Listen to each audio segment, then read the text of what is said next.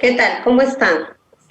Buenas tardes, maestros de Local 04. Tengan ustedes una bienvenida a este espacio virtual donde vamos a compartir experiencias de aprendizaje en el área de comunicación.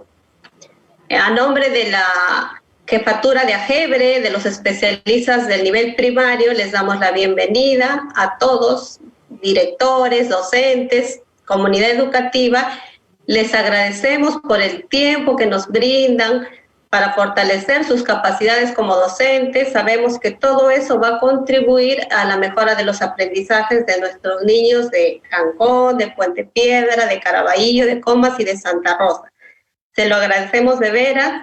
Vamos a interactuar con un invitado de lujo que tenemos en esta ocasión y queríamos explicarles un poquito, docentes, que en el marco de esta maratón, de esta novena maratón peruana de la lectura, hemos programado una serie de eventos en el nivel primario relacionados con la competencia lectora y la competencia del escribe, para también nosotros ver nuevas estrategias, nuevas formas de llegar a la comunidad educativa del UGEL 4. ¿No? Estamos seguros que ustedes también están ávidos de compartir estas experiencias. Nuevamente reiteramos las gracias por su presencia y este tallercito al que se le ha titulado Leer y Escribir desde la vida cotidiana del hogar nos va a traer muy buenas actividades para desarrollarlo con los estudiantes, ¿no? Quería hacer la presentación de un invitado de lujo que tenemos en UGEL 4, muchos de ustedes ya lo conocen, es el profesor Danilo de la Cruz Ramírez, que nos está acompañando en esta jornada de capacitación. El profesor Danilo es docente de la Facultad de Educación de la Universidad Peruana Cayetano Heredia. También es miembro de la Unidad de Investigación de docente de los diplomados de formación de formadores y también de gestión y liderazgo escolar. También está encargado de ver los cursos de actualización docente para profesores de educación básica. El profesor también es responsable del componente de formación del programa Amazonía Lee, ¿no? Y sobre la lectura y escritura en el marco que tiene la Universidad Cayetano Heredia con USAID. También lo conocemos la mayoría por la labor importante que ha hecho en APELEC, ¿no? Él ha sido presidente y ahora es un socio honorario encargado siempre de este evento importante que nos acompaña en el país de hace varios años. También es miembro del Foro Educativo y es coautor de libros sobre la elaboración participativa del proyecto educativo institucional. Ha recorrido nuestro país por todas las regiones de costa, sierra y selva, entonces tiene una experiencia bastante nutrida, validada desde la práctica para llevarlo a ejecutar, ¿no? En nuestra comunidad, en nuestras escuelas del UGEL 4. Bienvenido, profesor Danilo.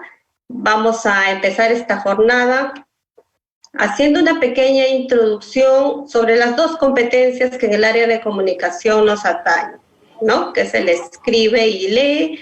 Entonces voy a dar paso a Rubén Diestra, el especialista de primaria del UGEL 4, para que nos haga esta pequeña introducción. ¿Qué es el escribir? ¿Qué comprendemos por el escribir como una competencia para ir desarrollando en nuestros niños? Adelante, Rubén. Bien, gracias, Maritza. Yo también quiero agradecer al maestro Danilo y a todos los maestros y maestras que se conectan por este medio. Justamente como Maritza decía, tenemos un invitado de lujo. Me acuerdo en el año 2004, 2005, mucho he aprendido del maestro Danilo, con Cayetano Heredia. Soy su seguidor, también es un paradigma a seguir. Gracias, maestro Danilo, por aceptar la invitación. Y justamente quiero comenzar diciendo que la finalidad del área de comunicación es justamente que nuestros estudiantes desarrollen competencias comunicativas. Estas competencias comunicativas les permitirá a interactuar con otras personas, ¿no? Les permitirá comprender, les permitirá construir la realidad y también puedan representar el mundo de manera real, de manera imaginaria. También quiero decir que los humanos somos seres sociales por naturaleza, ¿no? Por lo tanto, tenemos esa necesidad de relacionarnos, esa necesidad de interactuar, de contar nuestras frustraciones, nuestras intenciones, nuestras dudas, nuestros sentimientos, pensamientos con los demás.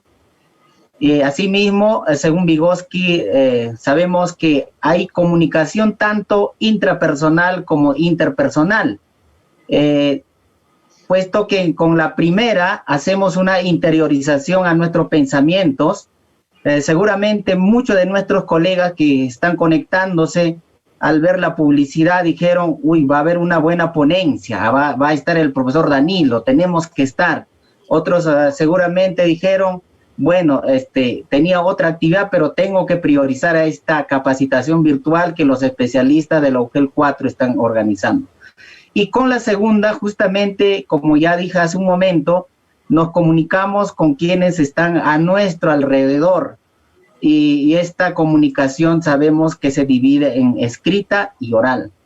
Como decía Maritza, la competencia escribe se define según el programa curricular nacional, según el programa de educación primaria, como el uso del lenguaje escrito para construir sentidos en el texto y comunicarlos a otros, ¿no? Pero este proceso tan complejo, interesante de escribir, justamente se trata de un proceso reflexivo, porque obviamente quien escribe, nuestros estudiantes en este caso, tienen que adecuar a la situación comunicativa, tienen que organizar los textos y también tienen que considerar algo importante, ¿no? Los contextos y el propósito comunicativo. Ahora, esta competencia justamente cuando nosotros les retamos a nuestros estudiantes a que puedan escribir cualquier tipo de texto, pero este texto justamente tiene que ubicarse en el contexto, nuestros estudiantes van a tener la oportunidad de combinar varias capacidades que comprende esta competencia. Por decir, la primera capacidad, sabemos muy bien que el estudiante tiene que adecuar el texto a la situación comunicativa. Y esto tenemos que trabajar fuertemente con nuestros estudiantes. ¿Esto qué implica? Sabemos que aquí el estudiante y el docente tienen que ayudar para que sus estudiantes puedan hacer una planificación y que consideren el propósito para qué van a escribir. ¿A quién o a quiénes van a escribir? En este caso estamos diciendo el destinatario. ¿Qué tipo de textos o género discursivo, etcétera, van a utilizar? Cuando ya tienen planificado, pues, lo que tienen que hacer nuestros estudiantes es textualizar. ¿Qué implica esto? Justamente esto tiene bastante relación con la capacidad, organiza y desarrolla las ideas de forma coherente y cohesionada. Asimismo, la tercera capacidad de la competencia escribe es utiliza convenciones del lenguaje escrito de forma pertinente. Por lo tanto, también otra capacidad importante, quizás un poco olvidado, que quizás no estamos trabajando de la mejor manera, es reflexiona y evalúa la forma, el contenido y contexto del texto escrito. Entonces, aquí tenemos que enseñar a nuestros estudiantes a que sean capaces de distanciarse de su producción, de lo que ha escrito, de tal manera encuentre quizás los aciertos y algunas dificultades. Entonces, aquí el estudiante se distancia del texto que ha escrito con la finalidad de revisar de manera permanente, ya sea el contenido, ya sea la coherencia, la cohesión, y otro punto importante, la adecuación. Si realmente el texto que ha escrito se adecua a la situación comunicativa o no. Todo esto tenemos que trabajar con nuestros estudiantes para que puedan mejorar sus escritos. Entonces, ya para poder terminar, porque tenemos una ponencia interesante que yo también estoy muy ansioso de escuchar, de estar muy atento, y para construir, digamos, para que los textos tengan sentido, es indispensable asumir, estimados colegas, a la escritura como una práctica social. Justamente el maestro Danilo nos va a hablar de esto, ¿no? Leer y escribir desde la cotidianidad. Además, tenemos que tener en cuenta, ya dijimos hace un momento, que somos seres sociales, necesitamos comunicarnos, necesitamos contar todas nuestras victorias, quizás algunas ideas que tengamos, y por lo tanto esta competencia es de suma importancia, diríamos, es un instrumento del ser humano. Entonces, muchas gracias, Maritza, por darme la oportunidad. Ahora sí, vamos a continuar.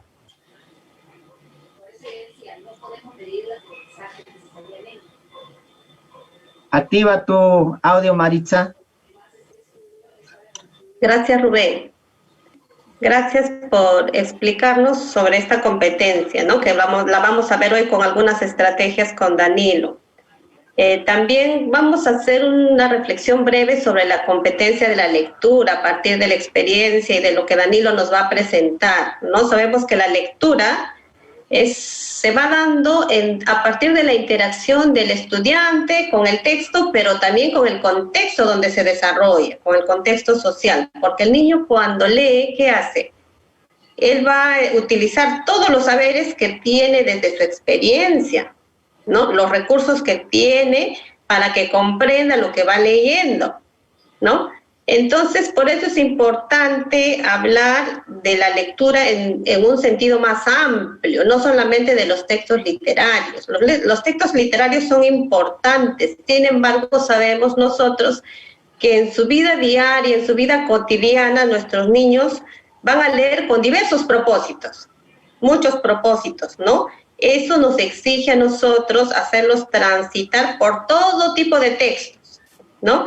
Insertándolos, como hablábamos con Danilo hace unos minutos, también a este mundo tecnológico, que va a ser necesario. Ya hemos entrado y tenemos que seguir ahí, así vuelva la presencialidad, porque nuestros niños tienen que conectarse con la tecnología y el mundo, y entrar a esa lectura multimodal de la que nos habla el currículo nacional, ¿no?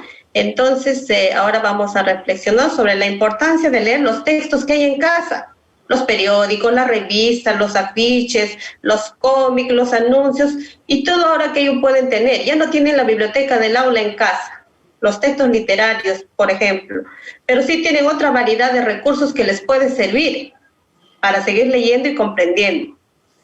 Y también ir al aspecto crítico de la lectura, ¿no? Entonces, vamos a compartir ese tipo de experiencias porque sabemos que la lectura, ¿no? Estos días hemos reflexionado, es un arma importante para el desarrollo de las poblaciones, de las comunidades, ¿no? Es un arma de desarrollo en realidad. Entonces, importante hablar de la escritura y también de la lectura. Danilo, adelante. Te dejamos este espacio para compartir, solamente para decir a los maestros si tenemos algunas dudas respecto a la temática que estamos desarrollando, vamos a escribirla en el chat del Facebook de UGEL y nosotros iremos sistematizando para que en su momento, al final de la ponencia, sean respondidas. Ya, maestros, los invitamos a escuchar esta disertación con mucho respeto, ¿no? De manera clara las preguntas, como nos caracteriza, y con el respeto que todos nos merecemos y también nuestro ponente. Adelante, Danilo. Gracias, Maritza. Gracias, Rubén, por esta parte introductoria que es importante que todos los maestros del sistema educativo peruano tomemos en cuenta de estas competencias comunicativas, así como de las demás competencias que se señalan en el currículo nacional, porque eso nos va a dar marco para orientar nuestras acciones, tareas, planificaciones, orientaciones, reflexiones pedagógicas de todo docente en nuestro país. Y gracias a las autoridades de la Unidad de Gestión Educativa Local 04 y a los especialistas que han gestionado esta tarde para estar ahora compartiendo este tema denominado leer y escribir en la vida cotidiana del hogar, porque el hogar se ha convertido en el espacio de aprendizaje el día de hoy. Y es un espacio que quizás poco explorado poco analizado por la diversidad de hogares que tenemos en el país y sobre todo en el contexto, en este caso, del UGEL número 4.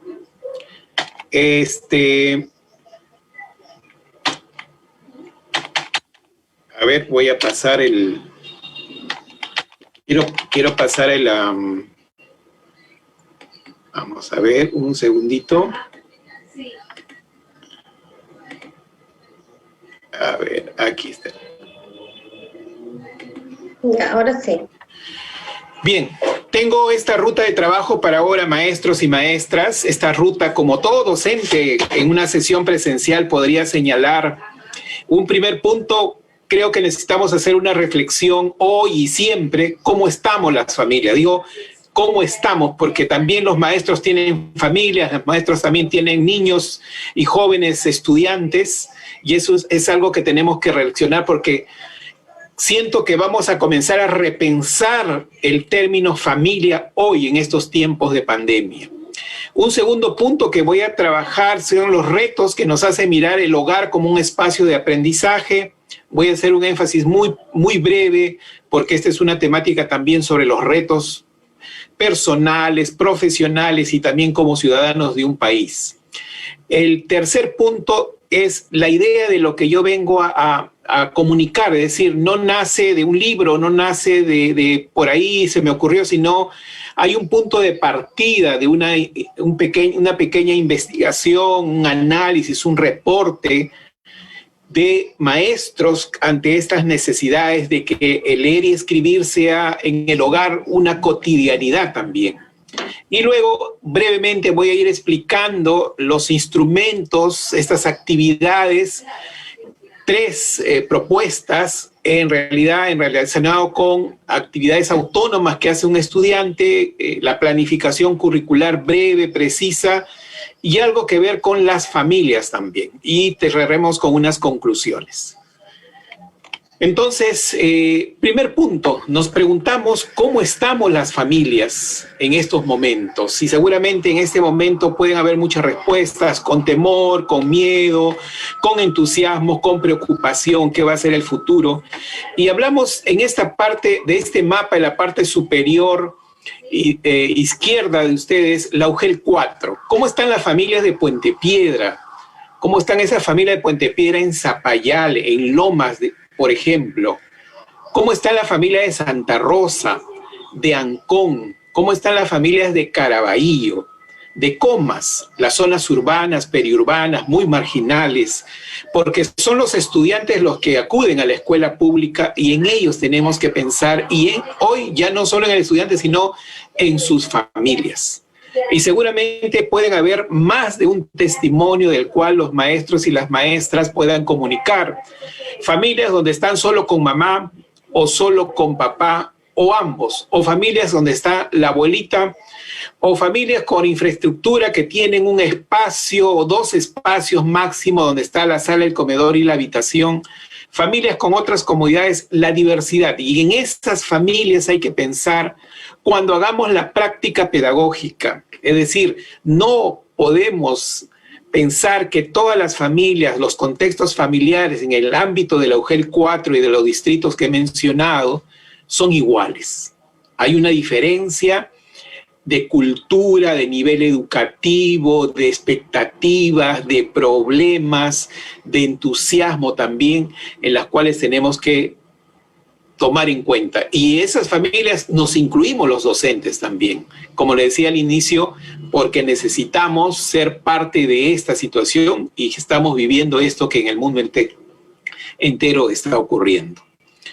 Y justamente la lectura y la escritura nos permite comunicar cómo nos estamos sintiendo, qué estamos queriendo decir, y también interpretar, analizar de manera literal, inferir y también hacer juicio crítico de algunas situaciones que están pasando.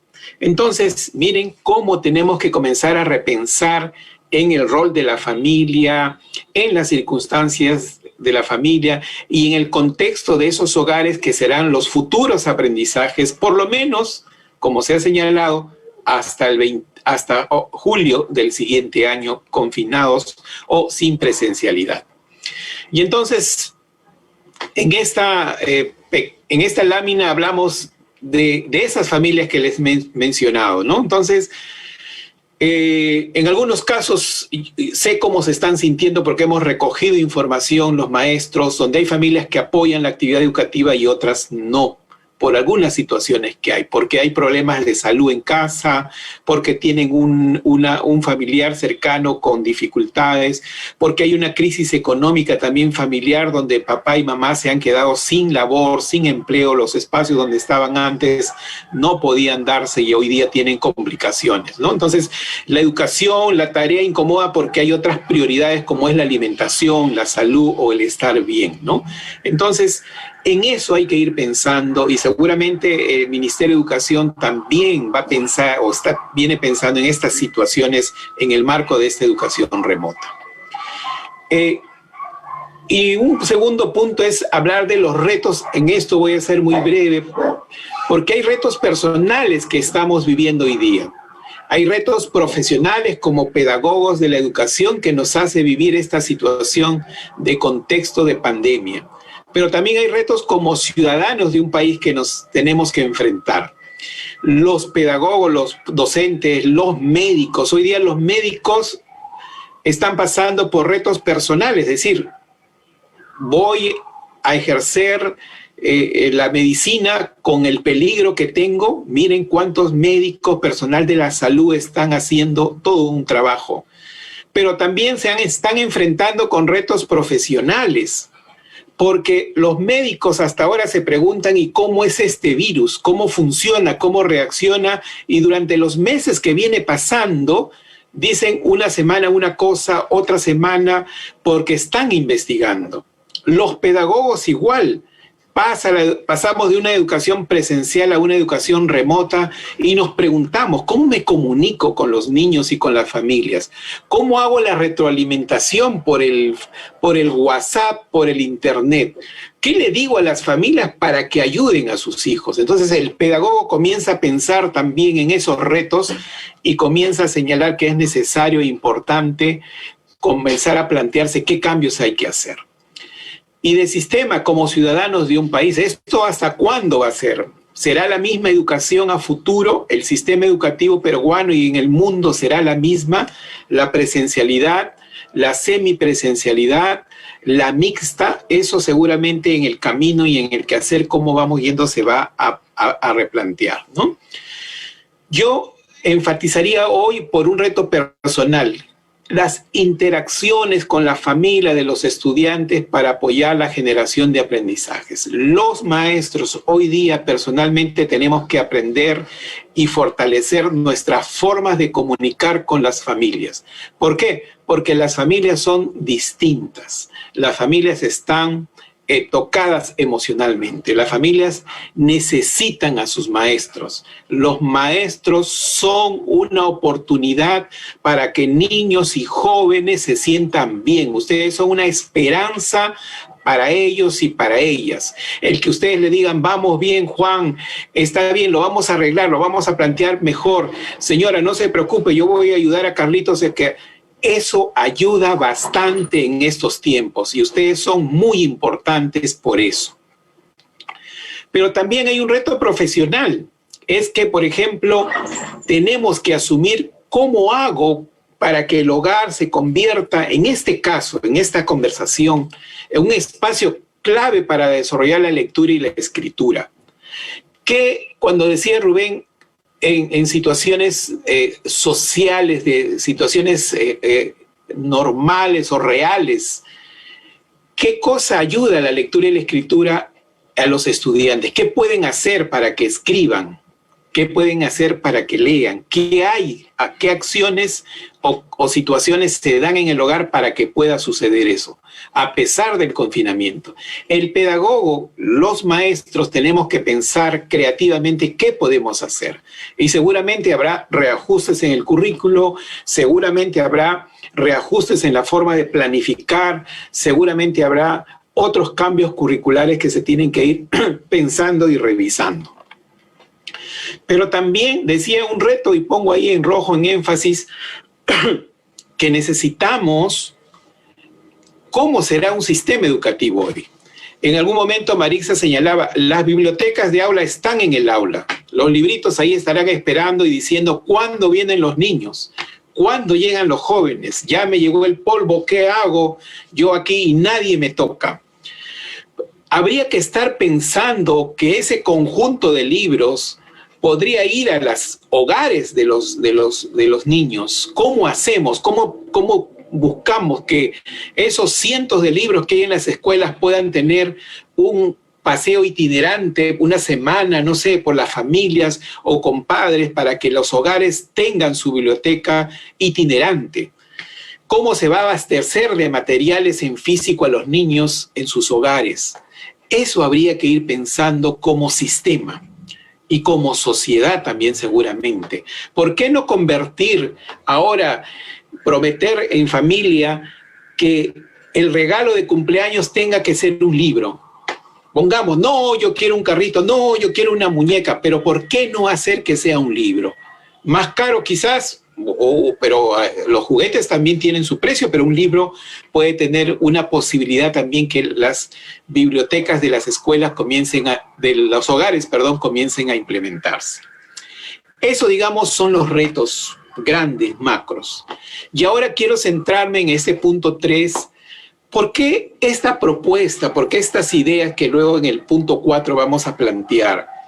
¿De dónde sale esto? ¿De dónde sale de lo cotidiano? Y esto sale de algunas reflexiones que recogimos de la Unidad de Investigación en Mejoramiento de la Calidad Educativa de la Facultad de Educación. Recogimos en tiempos difíciles algunos testimonios de docentes, incluso 2 testimonios de lo que hemos mencionado, de lo que vamos a mencionar, son de unos docentes de la zona norte de Lima. Y entonces, esta es la base por la cual, ante esas preocupaciones, tuvimos que dar algunas respuestas para que la lectura y leer y escribir se convierta en un cotidiano en el hogar. No como una tarea, no como un paso 1, paso 2, sino en lo más sencillo y cotidiano posible de lo que hacen las familias en el hogar. Entonces, quisiera la licencia de estos relatos, y aquí están las ideas de estos relatos, de recoger estos relatos. Hicimos más o menos algo de 26 relatos, pero nos quedamos con 10 de ellos, de 6 maestras, 4 maestros, 4 de secundaria, 6 de primaria, de Lima Metropolitana, Lima Provincias, 1 de la región Ucayali y 1 de la región Tacna. Y algunos hemos tomado para esta presentación solo algunos de ellos para un poco empezar a reflexionar qué decían, y seguramente muchos de estos relatos se relacionan con lo que ustedes también han sentido, maestros y maestras. Entonces aquí le pediría a Rubén o Marixa que me ayuden en la lectura, por favor. Ya, bien, Danilo, yo te ayudo, ¿no? Este es el relato de un docente de secundaria de la zona sur de Lima, ¿verdad? Cierto. Voy a leerlo. Dice, el relato se titula "No puedo hacer lo mismo que cuando enseñaba presencialmente".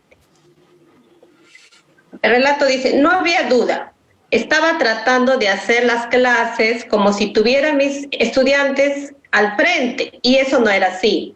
Entonces empecé a concentrarme en ver a las personas que realizaban sus sesiones de Aprendo en Casa, sus gestos, la acentuación de su voz, sus rostros e incluso su manera de vestir. Pensé entonces que nuestra labor como docentes también era actuar a pesar de las cosas que nos pasan. Y ese actuar nos debe mostrar felices. Me dejó pensando esa frase que dijo mi hijo. Cuando alzas la voz, pareces molesta y te ves fea. Así que comencé a ensayar nuevamente mis clases para poder grabarla y publicarla para que vean mis alumnos, y enviarla por el celular y publicarlas en mi Facebook. Sin duda, debo dejar algunas cosas que hacía en las clases presenciales, pero también debería estar más feliz cuando grabe mis clases para mis alumnos, porque ellos se merecen lo mejor. Sí, gracias, Marixa. Este primer relato, digamos, que nos indica que hay un cambio que hacer, es decir, de la presencialidad a la educación remota, y ahí viene el pensar en colectivo, de ahí viene que nos reunamos en las escuelas virtualmente para dialogar donde haya esa posibilidad. Lamentablemente al interior del país, en muchas provincias, es muy difícil, pero quizás en las zonas más urbanas, en las zonas de capital, donde hay acceso al internet, tengamos que hacer esas reuniones colegiadas para seguir discutiendo. Entonces, ahí hay un reto también pedagógico, es decir, no, qué cosas de lo que hacía en la presencialidad ya no puedo trasladarlo a la educación remota. Los médicos están pensando también en la forma del tratamiento de una u otra enfermedad. Los arquitectos en el diseño de las estructuras a futuro para el tema de la transmisión y el no contagio y el estar más lejos. Las empresas, los comerciantes también están pensando en cómo ahora puedo vender, qué medidas de seguridad debo de tener. Y así, los ingenieros y todos los profesionales están pensando, porque esta pandemia nos ha dicho, alerta, las cosas pueden cambiar y hay que estar al tanto, no podemos hacer las mismas cosas, hay que pensarlas de otra manera. Y aquí les muestro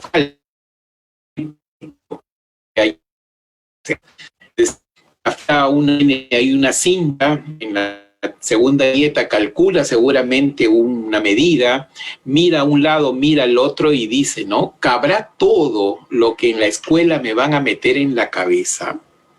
Sí, pues, por eso es que se habla de competencias priorizadas.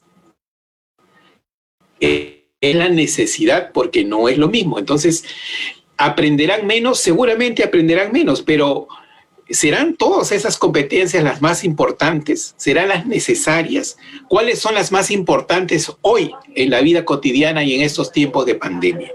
¿Serán algunas en las cuales se postergarán o algunas tendrán que ser dejadas? ¿Será eso que nos descalifique, que no enseñamos? No, porque la situación es difícil y no podemos hacer lo mismo en distintas condiciones.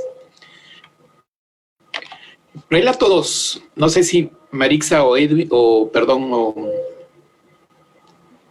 Danilo, sí. De acuerdo. Rubén está solucionando un problema técnico. Está bien, Marixa. Bien, el relato 2 también es de un docente, ¿no?, de la zona urbana de educación secundaria, y él nos dice, el título del relato 2 dice, uno tiene que dar las instrucciones bien claras a los estudiantes en la educación remota. He revisado información al respecto. Es necesario dar instrucciones claras y bien precisas.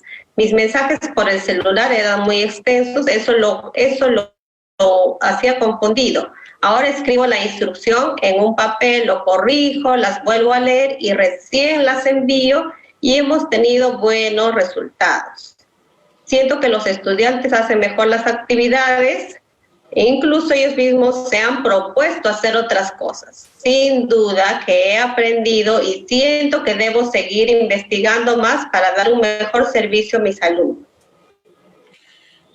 Gracias, Marixa.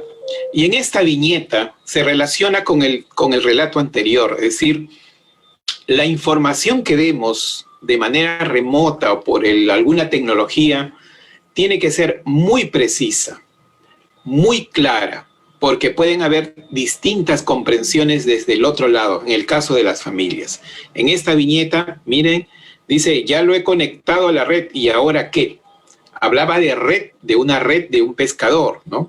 Entonces, hay que mirar qué instrucción le doy en el caso de inicial, en el caso de primaria, en el caso de secundaria, qué texto envío. Recuerdo, en esta misma maestra del relato señalaba, yo envié una instrucción y el papá entendió una cosa. Vino la mamá a las 7 de trabajar y entendió otra cosa. Y el niño había entendido otra cosa. Entonces se armó un conflicto en el hogar porque los tres decían, no, eso ha dicho, no, eso ha dicho, no, eso ha dicho. Y entonces despertaban a la profesora a las 12 de la noche para decir, profesora, ¿nos puede decir a los tres juntos qué tarea van a hacer? Quizás la instrucción, la orientación, la indicación no fue clara. Entonces, en eso también tenemos que tener cuidado al momento de comunicar para que las otras personas que lean la información puedan señalar y entender con claridad y precisión cuál es el mensaje, ¿no? Seguimos, Marixa, con este siguiente relato. Sí, el relato 3, ¿no? Este es el caso de una profesora de primaria de la zona norte. Dice, no todo funciona para todo en la pedagogía. Necesitamos antecedentes que lo sustenten. Seguro que en ocasiones el problema no reside en la eficacia, sino en su mala aplicación, porque no nos hemos entrenado o no nos hemos capacitado, o simplemente no hemos probado qué funciona y qué no funciona. Y con todo ello se nos ha pedido que apliquemos. Pienso que nos hemos llenado de modas pedagógicas y nos agarramos de un dale y dale. Por ejemplo, sobre la evaluación formativa, sobre los saberes previos, los desempeños, las experiencias de aprendizaje y nada claro. Es momento de que la pedagogía que desarrollamos no veo ahí, algo se me está borroso. Es el momento en que la pedagogía que desarrollamos o las modas, dice, no tengan que haber sido probadas, que funcionan y sustentadas por las investigaciones. Muy bien. No todo en pedagogía funciona tal cual está en el libro, en la teoría. No todo, porque los contextos son distintos, pero hay una esencia. Entonces, aquello que no funciona en una escuela A no puede estar funcionando en una escuela B, dependiendo de los niños y en este caso de las familias que están en un determinado momento.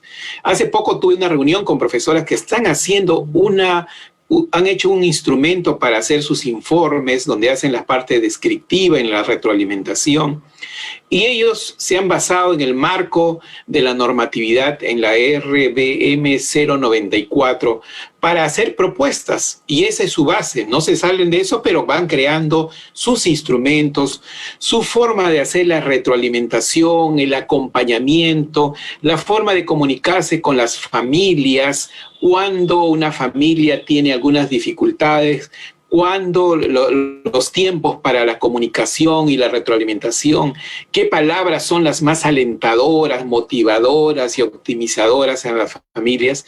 Todo eso vienen probando, que no está en los libros necesariamente, sino que a partir de una información prueban, eso le funciona y eso lo vienen haciendo. Y eso es muy importante para un profesional de la educación en este caso.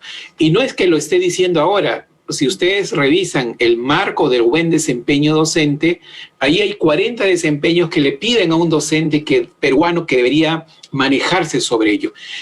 Y una de esas es que hay que innovar, hay que crear, hay que proponer, hay que discutir, hablando de la manera más correcta, la discusión pedagógica. Los médicos vienen discutiendo en sesiones de si esta medicina va, si esta no va, cuántos miligramos le aplicamos de día, de noche, qué le aplicamos a los asintomáticos, qué no a los asintomáticos, qué le aplicamos a los que tienen diabetes, qué le aplicamos a los que tienen obesidad.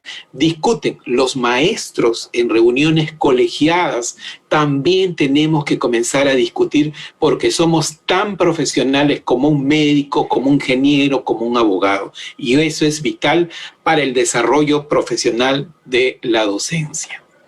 Y aquí esta viñeta que puede ilustrar también, veamos los puntos cardinales. El sol sale por la mañana, ¿no? Pero que seguramente quería otra respuesta, pero no, la mañana no es un punto cardinal. El sol no le importa, él sale igual. Es una discusión entre un adulto y un niño que tienen formas distintas de mirar las cosas. El niño en este caso, cosas más prácticas. Entonces hay que tener ese cuidado, depende con los niños cómo vamos a dialogar. Y más cuidado cuando lo hacemos a través del WhatsApp, a través del internet o algún otro medio, ¿no? Sí, bueno, pero ¿por dónde? Le dice, por la ventana del living. Eso visto de tu casa, pero el niño le responde y le argumenta. Y sí, a mi edad no tengo mucha posibilidad de amanecer en otro lado, claro, está en su casa. Anda a tu asiento, por favor. Lástima, ¿no? Dice el niño, pero hay una conversación. Y esto puede estar pasando en la comunicación entre los docentes y los niños que están en casa, teniendo y analizando y mirando otras formas de pensar. Por lo tanto, recordemos a Piaget, sus procesos, digamos, de periodos que pasan y la forma de pensar también de los niños y de los jóvenes estudiantes. Un penúltimo relato, Marixa, por favor. Ya, dice relato 4, una madre de familia me dijo, es momento de dar validez a los aprendizajes que se dan en casa. La mamá decía, ¿no? Las familias siempre pensaron que hay evidencias que aún lo hacen, que la escuela es el único lugar donde se aprende. Entonces, que cuando la escuela presencial está ausente, empiezan a preocuparse ya que sus hijos no van a aprender.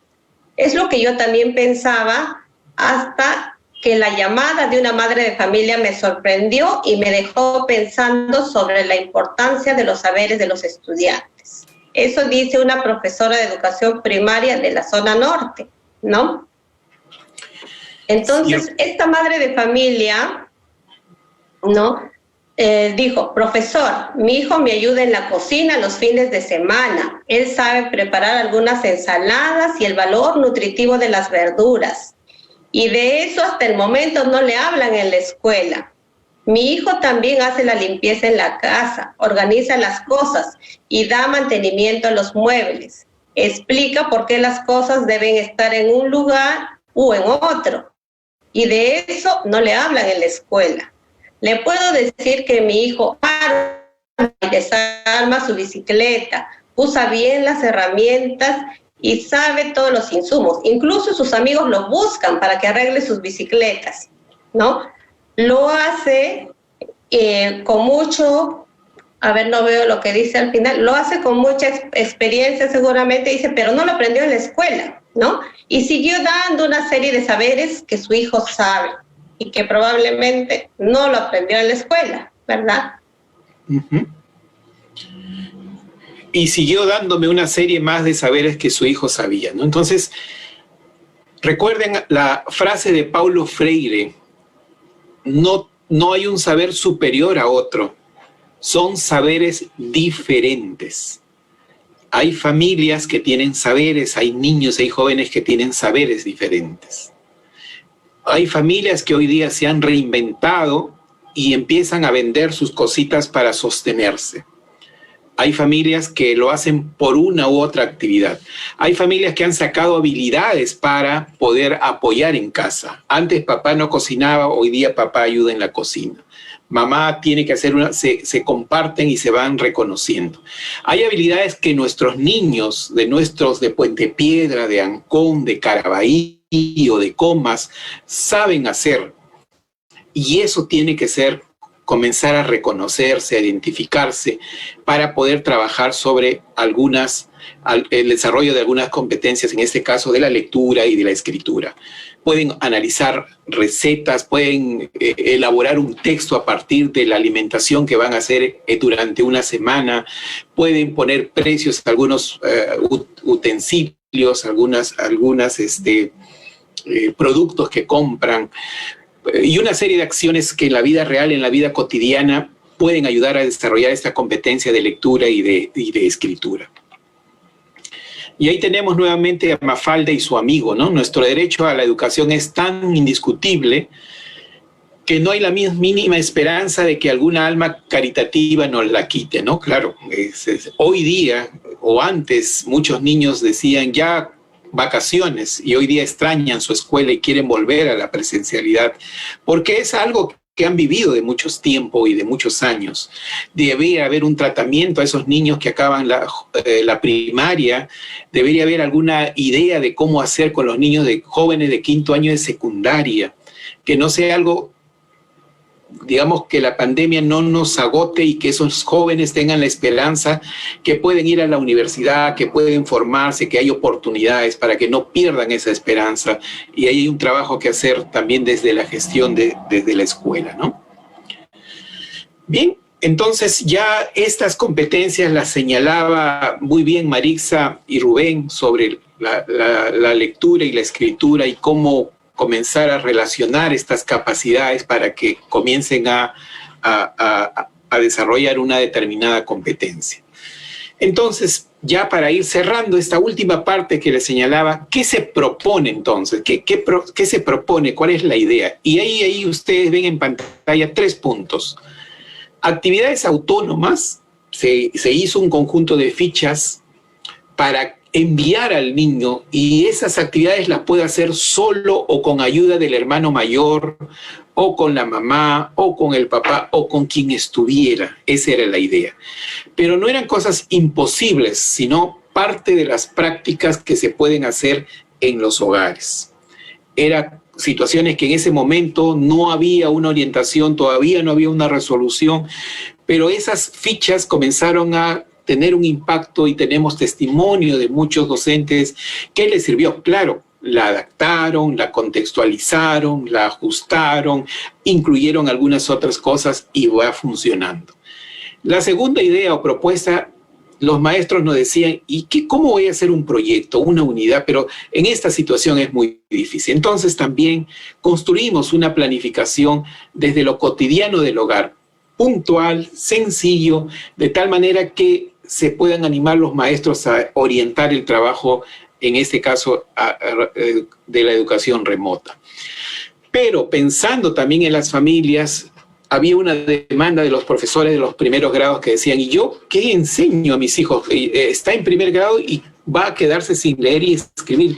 ¿Cómo hacer? Entonces había que dar alguna pauta y alguna orientación a las familias de los niños de los primeros grados. Entonces hicimos un conjunto de fichas para cada una de estas ideas que a continuación voy a mostrar algunos ejemplos y luego podemos coordinar con la UGEL para enviárselas y las puedan difundir, y los maestros las puedan reajustar para que hagan también su propuesta en el entorno de las escuelas donde ellos trabajan, ¿no? Entonces, estas fichas que hablamos de actividades autónomas, ¿qué hacen en casa? Es decir, ¿qué tenían que hacer en casa? Porque todavía no había una idea y no estaban haciendo nada, los chicos estaban confinados. Y la idea es que estas sean flexibles y de profundidad, complementaria a lo que la estrategia oficial demandaba, es decir, lo de aprendo en casa, no es que esto se superpone, sino más bien complementa y ayuda, posible de monitorear tanto por los padres como por los docentes, y ya había una decisión profesional si el docente la adapta, la aplica, lo trabaja de una manera. Tal como lo hace un médico en Puno, un médico en Loreto y un médico en Tumbes. El médico para esta pandemia tiene que ver el clima. En Puno, a 4.000 metros en la provincia de Sandia, tiene que analizar la temperatura de la atmósfera de ese momento, y en Loreto tenemos otra temperatura. Entonces, el médico adapta el contexto, la rigurosidad del tratamiento también, y toma en cuenta. Los maestros, yo puedo tener un documento oficial, tengo una ficha, tengo un instrumento, yo analizo para servir a este contexto. No es que fotocopio y lo aplico, no. La idea es que eso se pueda adaptar. Entonces, esta primera, aquí van algunas ideas de las fichas que se planteó, en las cuales recogimos mucha información de los maestros y las maestras. Por ejemplo, todos los que están aquí en este evento habrán en algún momento construido su árbol genealógico. Mamá, papá, los abuelos, bisabuelos, tatarabuelos, bisabuelos, ¿hasta dónde habrán llegado? ¿Hasta dónde habrán podido identificar? Bien, ustedes podrán decir, pero eso se hace, correcto, por el lado de mamá, por el lado de papá. Pero, ¿qué implicó esto en la experiencia? Había niños que decían, mi papá se casó a los 16 años y yo no sabía. Mi abuelo se casó a los 14 y yo no sabía, mi mamá no los contó. Y mi abuelita era 5 años mayor. Y comparaban con la tía, los abuelitos, los bisabuelos, dónde habían venido, y por ahí en algunas familias, no, ellos se conocieron en un lado, pero luego se enteraron que eran también familia, los papás del abuelito, y una serie de situaciones que eso que lo hablaban eso que era real lo escribían en un texto. Pero el análisis de hacer ese árbol era también comprender todo ese proceso de ascendencia y de descendencia familiar. Lectura, escritura, pero también un tema social, de familia, de contexto que había. Y había por el lado de los abuelos, decía uno de los niños en su texto, había venido la enfermedad de la diabetes porque era hereditario. En cambio, por el lado del papá no había esa herencia. Entonces, analizaba una situación de salud, de las ciencias de la salud, pero a través de una construcción con familia sobre la diversidad de las situaciones que veía por el lado de mamá o por el lado de papá. Entonces, situaciones como esa y otros testimonios y relatos que fuimos recogiendo de los aprendizajes. Y esto era en casa, esto era con la mamá, con el tío. Otros llamaban, decían por celular al tío porque la mamá no se acordaba cómo era el abuelo, la abuela porque era mucho menor, y así una serie de aspectos. Otra ficha era mostrarle, por ejemplo, esta lista de alimentos de la semana, para poder analizar y plantearles algunas preguntas. Por ejemplo, ¿qué alimento no estaba presente en esta semana en esta familia? Y preguntarlo, ¿qué cosa se repite? ¿En qué se parece a lo que en esta lista de alimentos lo tengo yo en familia? ¿En mi familia hay de mañana, tarde y noche alimentación o solo mañana y tarde? O como está en este ejemplo que está aquí. ¿Por qué será que en esta semana no han comido pescado? ¿Y qué es el pescado? ¿Para qué sirve? ¿Qué vitaminas tiene? Nosotros como familia consumimos pescado. ¿Qué tipo de alimento tiene? Es decir, había una interacción con el texto para comenzar a producir y reflexionar sobre una alimentación que uno tiene también, ¿no? ¿Cuánto costará diariamente cocinar todo esto que me presentaban? ¿Cuánto gastamos nosotros para hacer cálculos matemáticos, probabilidades, para ajustar precios, para comprar los insumos y una serie de cosas? ¿Y por qué no consumen frutas? Una pregunta, porque aquí no había en esta semana ninguna fruta, pero sí había una Inca Kola, que es más costosa que 1 kilo de mandarinas quizás. Entonces, hay situaciones que se leía, y esto es en casa, un texto, pero también comparando con la posibilidad que había de ellos como familia y del distinto tipo de familia, ¿no? Esto es otra de las fichas de esas actividades autónomas que se entregaba a los niños, y ahí era leído por el hermano mayor, el menor, en casa construían, por ejemplo, los platos típicos del pueblo de nuestros padres o abuelos. Y para ello necesitaba un informante, que puede ser mamá, papá, el abuelito, el tío, que es el cual se podría comunicar, nombrar el plato típico, el origen, buscar la comunidad, el distrito, provincia, región, que no iban a buscar en internet en ningún libro, porque la fuente primaria eran las propias familias. Y los familiares informantes tenían que dar los nombres para ver quién había dado la información, los ingredientes de ese plato típico, un listado, un tipo de texto también que es, en el caso de los ingredientes, o una receta, y el proceso de preparación que comenzaba a elaborar. Aquí teníamos cuenta que el profesor no iban a presionar, mañana me entregas, pasado me entregas, sino de acuerdo a la situación y al contexto de los integrantes de esa familia o la situación. Veo en el Facebook, una maestra me preguntaba, decía, yo llamo por teléfono a una mamá que no entiende, le doy una instrucción y le dice otra cosa a su niño. Entonces, yo entiendo que muchos de ustedes se sentirán un poco frustrados también ante esa comunicación que a veces no es posible, que a veces no es entendible por parte de las familias, ¿no? Aquí también registrar ya en el área de ciencias, actividad autónoma, se le colocaba unas imágenes de los climas que estaban en diarios, y por semana, en la mañana y la tarde iban a marcar, para luego hacer de la semana una conversación, un análisis, cómo estaba el clima, si había habido días más soleados, con poco sol, o había estado muy nublado o muy lluvioso durante una semana, para hacer también su pequeño informe autónomamente, con ayuda de algún familiar, con ayuda del hermano mayor o de alguna otra, para poder comenzar a constituirse también como interactuar en familia. Pero también era esta ficha, se enviaba a los niños para que comiencen a letrar la casa, comiencen a colocar nombres, letreritos a las cosas, a los objetos, para que los más pequeños puedan ir leyendo, repasando la lectura, y por ahí, por asociación, comenzaran a tomar algunas palabras o escribir algunas frases de este trabajo. Muchos niños de 5º grado hicieron estos carteles para sus hermanitos del 1er grado. Y las mamás contaban en sus testimonios muy orgullosas cómo mi hijo de 6º grado le está enseñando a leer a su hermanito de 1er grado, con la ayuda de su profesor que le va diciendo una cosa y otra cosa y se están ayudando ambos, ¿no? Entonces, este es un conjunto de fichas. Hicimos algo de 20 fichas que ya los profesores podían adaptar, como les decíamos. Pero la segunda propuesta era, los profesores, ya vino una directiva que tengo que hacer en mi unidad, mi proyecto, y que tengo que, ¿cómo lo hago? ¿Cómo lo voy a plantear?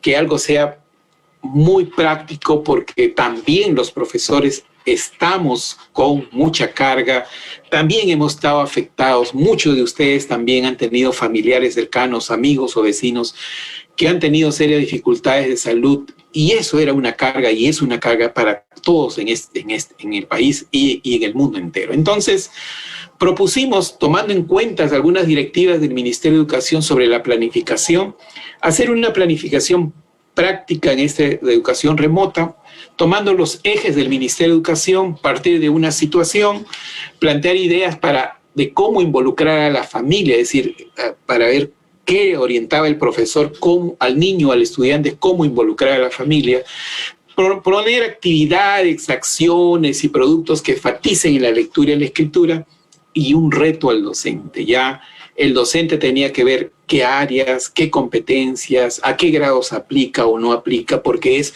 una decisión técnica, es el juicio del docente, pero un juicio no libre, sino un juicio profesional.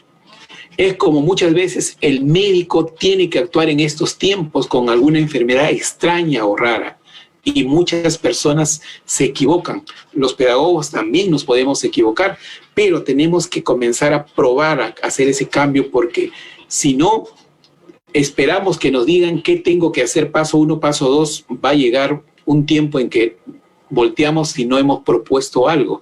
Y yo conozco muchos en la UGEL 4, en Comas, Caraballo, Cancón, Puente Piedra, que hacen cosas muy interesantes. El tema es que hay que comenzar a escribirlo en fichas, en cuadros, en esquemas. Y ese es un tema que podemos conversar de algunas experiencias sobre la sistematización de la práctica docente en tiempos de una educación remota o en tiempos de pandemia como la que estamos pasando.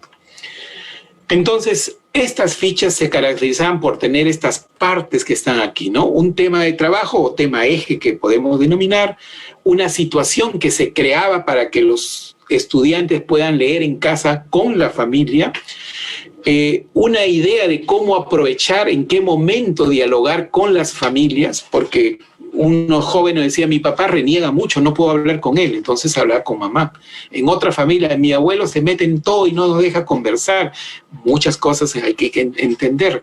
Entonces, y luego venían algunas actividades que el docente planificaba con los estudiantes para que se puedan ir efectuando. Entonces, los temas ejes eran lo que el ministerio propuso para no tampoco desentonar con eso, y creo que era muy importante, pero no era una camisa de fuerza, podía plantearse otros temas ejes, como lo han hecho, por ejemplo, en la región Cusco.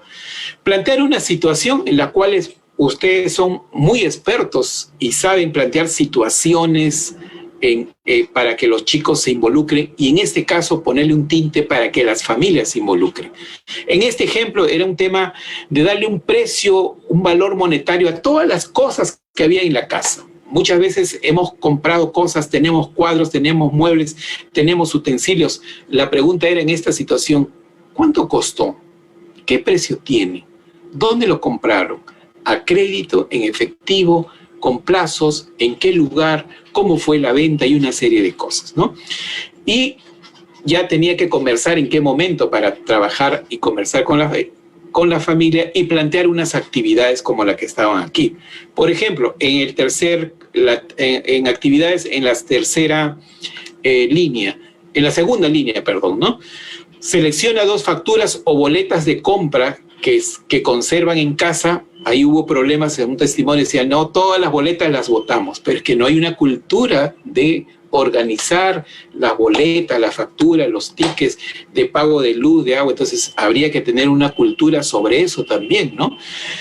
De algún bien, o descríbelo con ayuda de algún familiar. Si no había boletas o facturas, se podía describir qué cosa se compró, cuándo se compró y cuál era el costo. En el caso de que no exista, se decía, porque el profesor da una alternativa, hay que seleccionar, digamos, no existe seleccionados de otras familias, amigos o de algún otro lugar. Entonces había que conversar y dialogar también con las familias, con los niños, porque hay cosas que no podían haber. No siempre, por ejemplo, conservamos las boletas, las facturas o los tickets de las cosas, sino... ¿Y cuál era el producto, la evidencia que tenía que mostrar el texto que describe el contenido de la factura o boleta? ¿Qué se compró? ¿Cuánto costó? ¿Una docena? ¿Una unidad? ¿La fecha? Y una serie de cosas. ¿Qué leía? Un tipo de texto también que hay que aprender a leer, ¿no?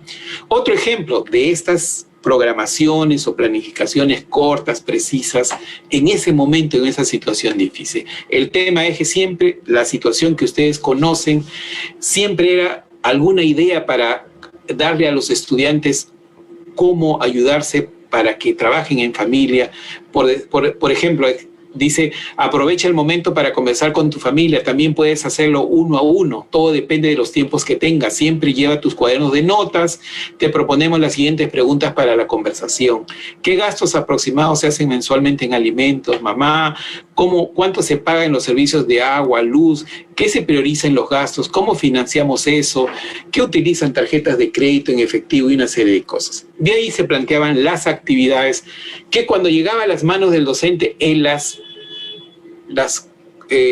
arreglaba, las ajustaba, porque eso no era así, ahí no había boletas, en esta zona no, y una serie de cosas. Un presupuesto, no, porque vamos a ir con estas culturas. Entonces eso ya era el docente. Esto era un ejemplo.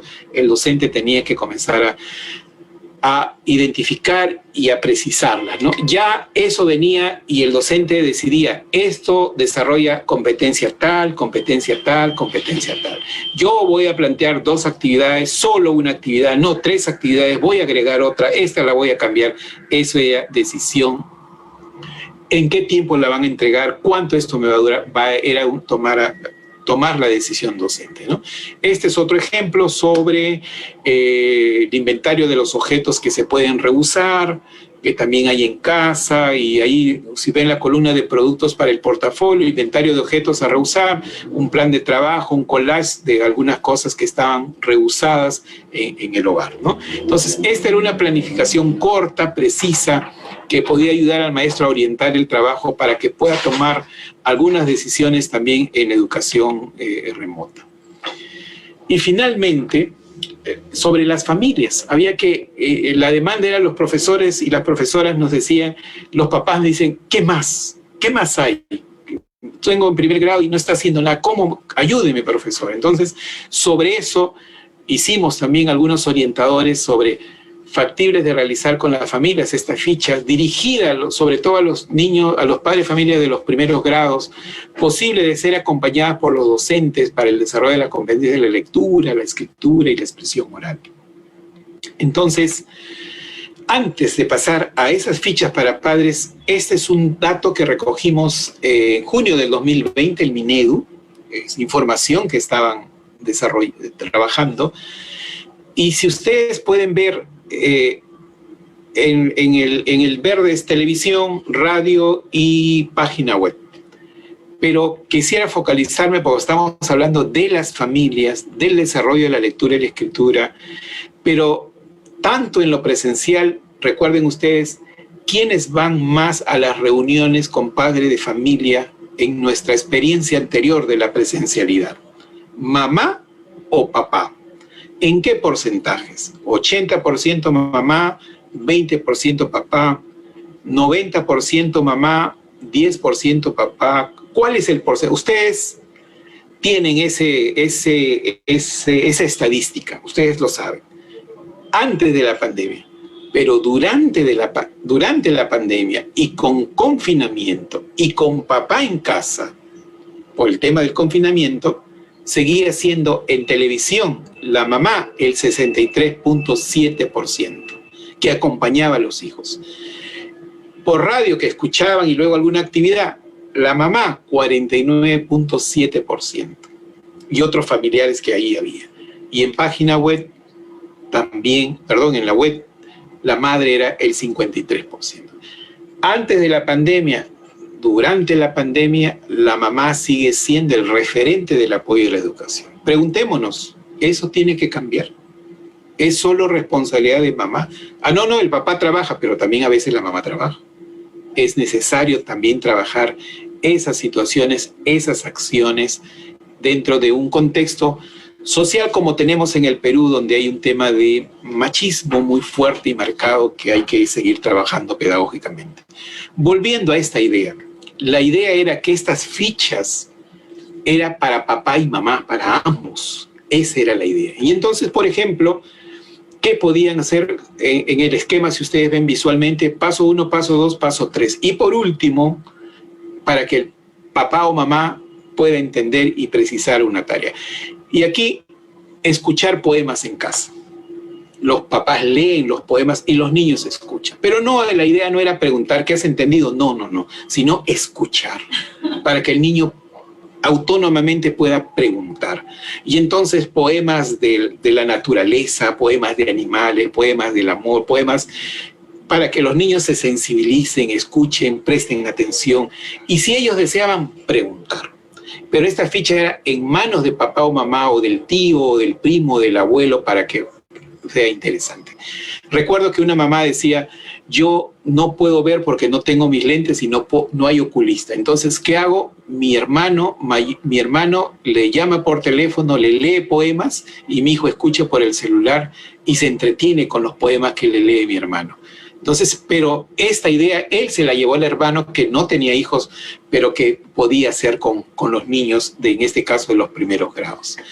También para sacar cuentas en casa de estas cosas del pan, de la avena, la mantequilla, poner el precio, poner algunos presupuestos pequeños y que los niños, si este pan, un pan 20 céntimos, 2 panes 40 céntimos, mostrar monedas para calcular el azúcar, los pesos que podían haber, el medio kilo, 1 kilo, y hacer comparaciones, también era, pero las familias reaccionaban y decían, así se aprende. Claro, pues en situaciones reales, en situaciones de contextos, son aprendizajes y los papás podían tener siempre y cuando en esta ficha les ayudaba con algunos pasos a seguir. Que yo sé que muchos maestros también han hecho estas cosas, pero la idea es que comiencen a escribirlas, a publicarlas y a compartirlas también, ¿no? Por ejemplo, recordando historia familiar, en casa, en muchos hogares, identificamos que todavía tenemos, antes de lo digital, nuestras fotos tomadas con revelado y que luego teníamos ahí en nuestro álbum y que a veces las revisamos, y cómo poder que a esta historia de fotografías hacerle una historia familiar. Y recordamos los testimonios que decían los papás y los niños. Mira cómo era mi papá cuando tenía 8 años, se parece a mí. Mira, mi mamá era más bajita que mi tía y ahora mi mamá es más grande que mi tía. Mira mi mamá cómo se parece a mi abuelita. ¿Y este matrimonio cuándo es? Pero ahora mi tío está casado con otra, y entonces el mamá aprovechaba para hablar el tema de la separación, el tema de los divorcios y una serie de cosas, ¿no? Entonces, estas situaciones ayudan a las familias para que puedan orientar, y habían reflexiones, habían actividades que los papás asombrados que sabían sus hijos decían porque esto hacía reaccionar, y los niños leían y los niños escribían y se expresaban también verbalmente, ¿no? Inventar adivinanzas, también darle unas reglas muy sencillas para que los niños, para que las familias, los padres, los adultos de esos niños de primer grado puedan, digamos, ayudarle a hacer las adivinanzas y poder trabajar sobre eso con una ayuda adicional para que los niños no se quedaran y sigan aprendiendo a leer.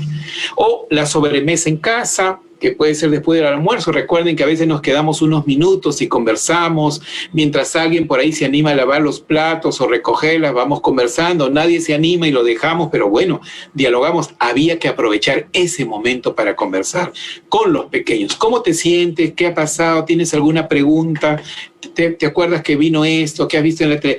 Esos espacios de sobremesa, una conversación entre adultos y niños, no solo entre adultos, sino también los niños, para que tengan voz, para que participen, para que se sitúen también en ese contexto.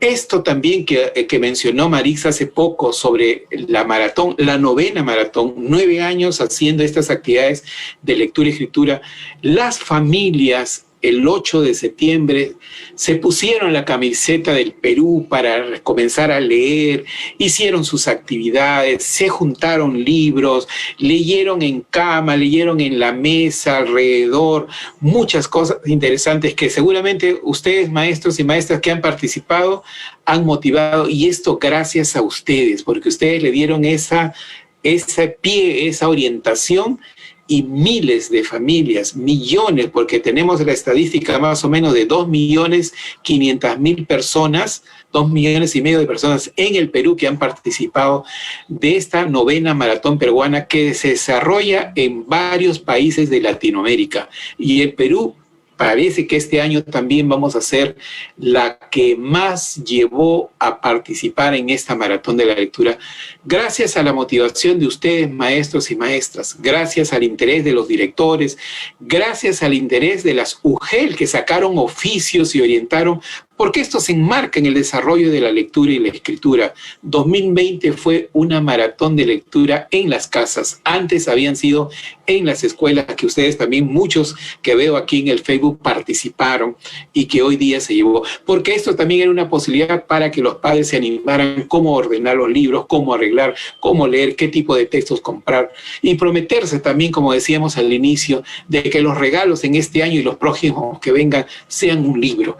Que en el mundo digan, en el Perú, cuando alguien cumple años, le regalan un libro. Eso sería raro en el mundo, en algunos países sí se hacen, pero tenemos que crear una cultura, una forma de hacer los cambios que podríamos promover, y ahí los maestros y las maestras tienen muchas posibilidades de hacer, porque son un referente para las familias y los estudiantes de nuestro país. Y para terminar, algunas conclusiones que seguramente van a haber más y otras que puedan sacar ustedes, ¿no? El hogar hoy se ha convertido en un espacio de aprendizaje, en este caso con énfasis en la lectura y escritura, y seguro para otros, porque decía ya un colega de la Universidad Cayetano Heredia de Ciencias, el hogar es un gran laboratorio, porque hay que preguntarse, ¿por qué la puerta se cierra de izquierda a derecha y ese movimiento? ¿Por qué el sol, los rayos solares empañan mi vista?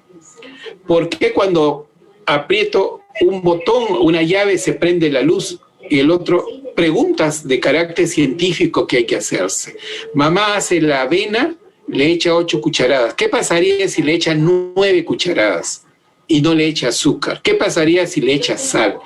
La casa es un gran laboratorio que puede convertirse para que los niños y los jóvenes se pregunten, que es una de las cosas que se pueden hacer. Y esas preguntas, escribirlas con su proceso de signo de interrogación, con la tilde, con la coma, como se quiera hacer. Segundo, tomar en cuenta que lo cotidiano de la vida de los hogares hay que potenciarlos a través del currículo escolar. Hay muchas cosas que se hacen en casa que hay que darle valor pedagógico.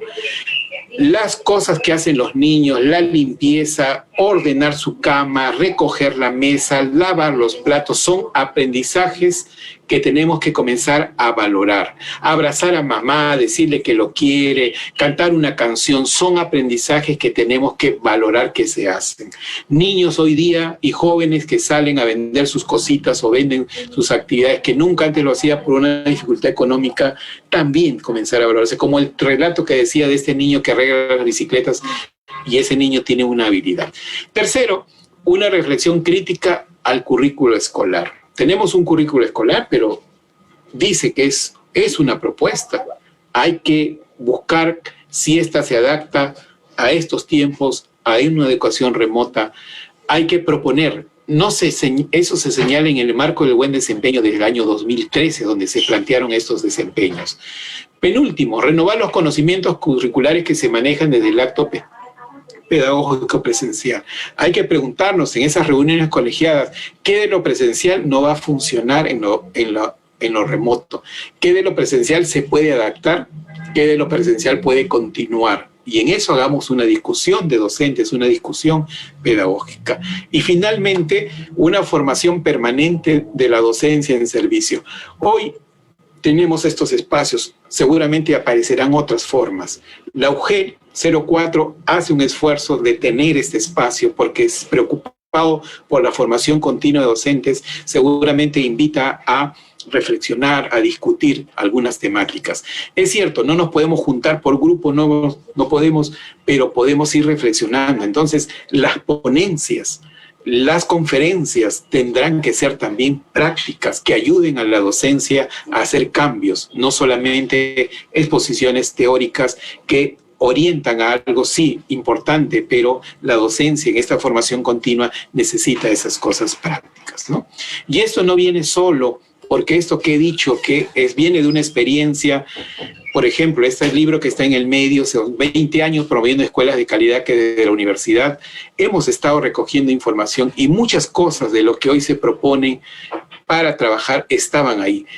Porque hicimos capacitación virtual, trabajos a distancia, pero también el marco de buen desempeño. Muchas de las acciones que yo digo no es porque me lo invente, sino están dentro del marco del buen desempeño docente. Investigar, crear, proponer, innovar, trabajar la lectura, la escritura, hacer investigación, acción, trabajo con las familias, respeto entre ustedes, trabajo colegiado. Eso está en el marco del buen desempeño y eso no es un invento, está dado, ¿no?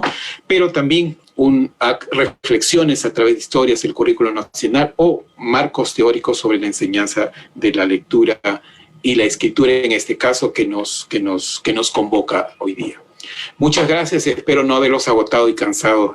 Esperamos seguir adelante.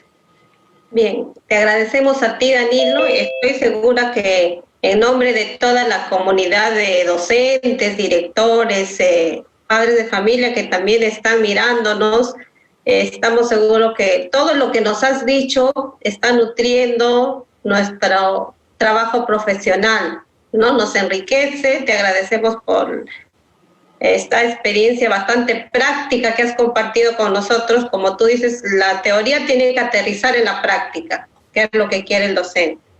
Mirábamos en el chat si hay algunas preguntas y veíamos que había una, ¿no?, que nos preguntaba un docente, pero del nivel secundario, nos decía si se podrían adaptar estas actividades al nivel secundario.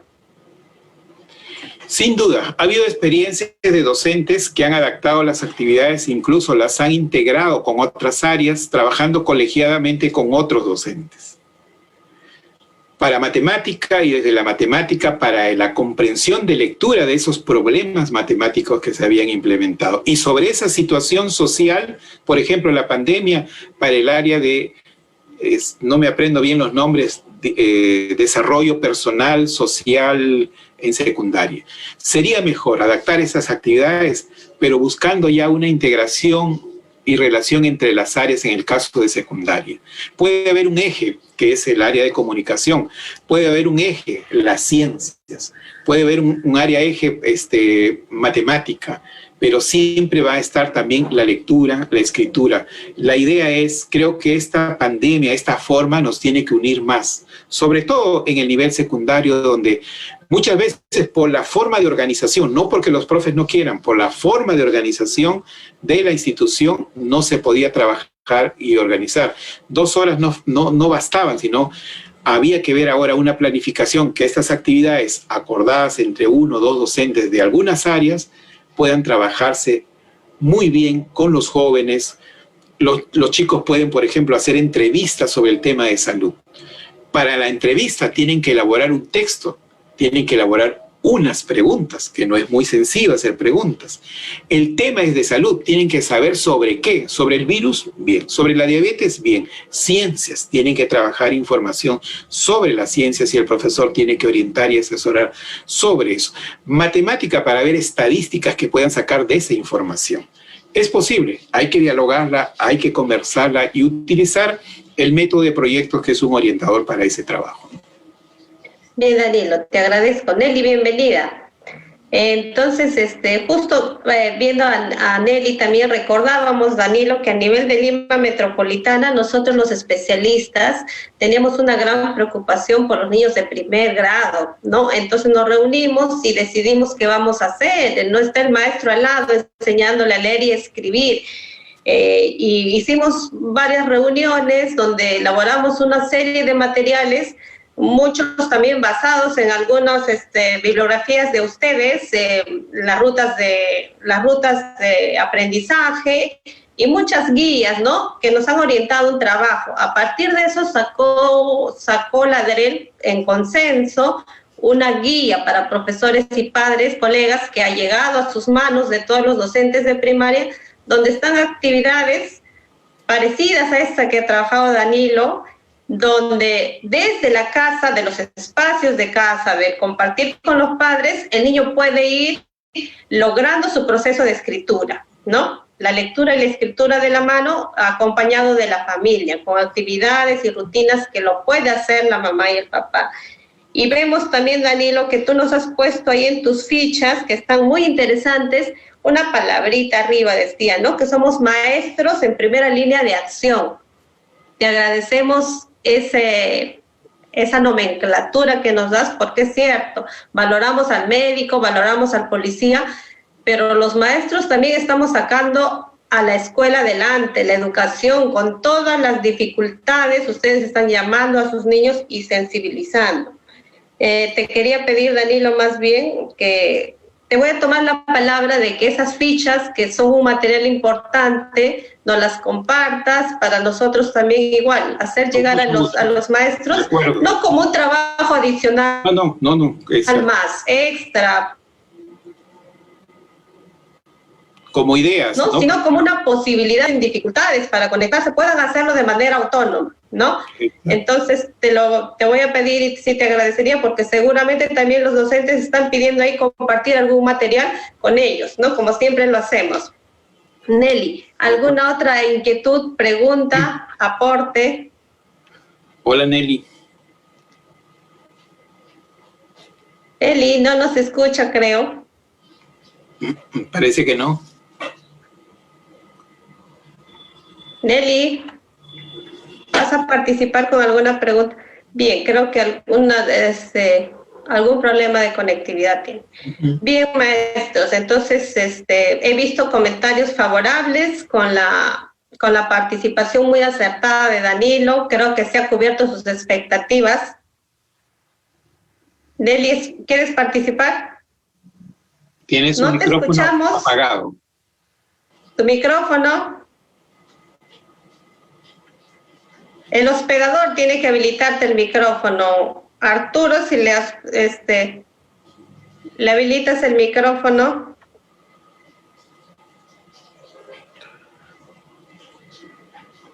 Nelly, no te podemos escuchar.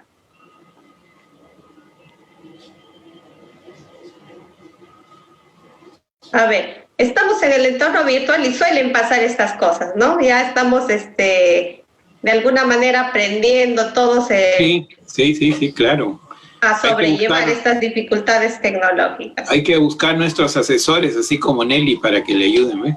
Sí, son los mejores asesores, ¿eh? Nuestros hijos, nuestros sobrinos, ahora son nuestros maestros, ¿no? Entonces, llegó el momento. A ver, Nelly, habilita. Doctor Danilo, ¿me permites? Nelly, sí, buenas tardes. Sí, buenas tardes. Yo estaba dando vueltas por el libro. Ingresar. Son gajes de este aprendizaje, de verdad. Cierto. No, sí. Maritza. Te escuchamos, Nelly. ¿Algo que aportar? ¿Alguna pregunta? Danilo, expresarte de verdad, los aplausos, las felicitaciones de todos nuestros seguidores, están emocionados, asombrados con tu ponencia, que hasta se han olvidado de hacer sus preguntas. No, expresarle más bien a Danilo de verdad la satisfacción de nuestros seguidores. Están felices y con el compromiso de trasladar estas experiencias, de contextualizarlos en las talleres diarios. Muchísimas gracias, muy agradecida de verdad. Ha sido un orgullo tenerte en nuestro Facebook oficial. Gracias, Nelly. Gracias, muy amable. Ya, gracias, Nelly, por tus palabras, ¿no? Son las palabras sentidas en nombre de todos los docentes, Danilo, lo reitero. Esperamos otra próxima visita virtual, en este caso, hasta que volvamos algún día a la presencialidad. Bueno, es una ventaja de la virtualidad, haber convocado a tanta gente, porque probablemente en un aula sería más limitado, ¿no? Te agradecemos, maestros, a ustedes por todo el esfuerzo que están haciendo, por motivar a sus estudiantes, por el seguimiento que hacen de sus actividades. Se lo agradecemos. Estamos en un tiempo ya entrando, ¿no?, al tercer bloque, digamos. No hablamos de periodos ni bimestres, pero sí bloques donde nuestros niños, como decía Danilo, yo recordaba, Danilo, el primer día que se declaró el estado de emergencia, y por ahí circulaba un videíto de niños de un colegio de Lima donde celebraban con algarabía que se haya suspendido las clases, ¿no? Eran recién 4 días de haber empezado, 3 días, y los niños con qué algarabía celebraban que no haya clases, ¿no? Y eso todos los niños celebraron. Pero ahora, como dijo Danilo, están pidiendo regresar a las aulas, ver a sus compañeros, ya no quieren educación. Quiere decir, maestros, que su huella, su presencia impacta sobre los niños, la de sus compañeros también, el aspecto social, afectivo, con los amigos, con los compañeros, es muy importante en su formación personal y académica. Entonces, sabemos que esto no es posible, pero sí estamos seguros de que ustedes van a seguir motivándolos, van a ser creativos en estas estrategias, como dijo Danilo, y compartirlas. Como siempre yo les he dicho a los maestros, compartamos. Yo hago algo bonito, te lo paso, y probablemente tú le vas a dar tu valor agregado, pero también me vas a compartir tu experiencia, ¿no? Entonces, vamos, estamos, Danilo, también con la iniciativa de crear un grupo de mediadores de lectura en Logel 4, ¿no? De maestros, directivos que quieran entrar a ese grupo, van a ser bienvenidos. Nos vamos a autoformar, autocapacitar, con apoyo del Ministerio de Cultura, de la Casa de la Literatura, para formar nuestro un círculo de lectura en Logel 4, como maestros, como directivos, etcétera, ¿no? Eso es un plus aparte, donde va a ser de manera voluntaria en el nivel primario. Vamos a dar esa iniciativa y te agradecemos por todo lo que has hecho. Muchas gracias. Maestros, colegas, damos por finalizado esta jornada de capacitación.